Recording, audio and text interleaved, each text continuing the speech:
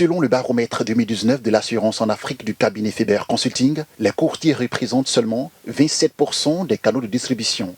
S'il existe une flopée de cabinets de conseil de courtage en assurance en Afrique, l'activité de courtage reste fortement dominée par certaines entreprises.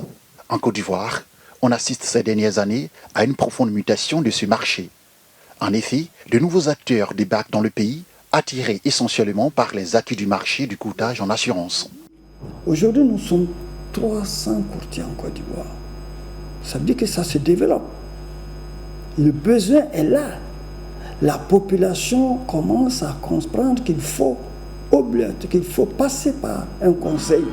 Nous avons 70% du marché total de l'assurance, qui est de 380 milliards.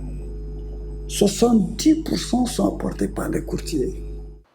Les fonctions et activités d'intermédiation ou de courtage sont présentes dans la société ivoirienne. Elles peuvent être plus ou moins généralisées, plus ou moins spécialisées et plus ou moins institutionnalisées.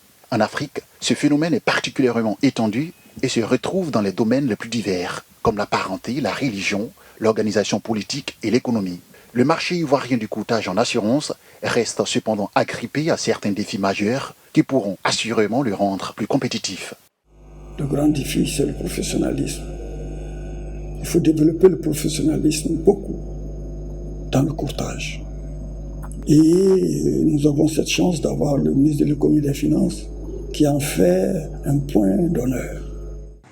L'assurance en Côte d'Ivoire est en plein essor. Le potentiel du marché de l'assurance, aussi bien dans la branche vie que non-vie, reste tangible.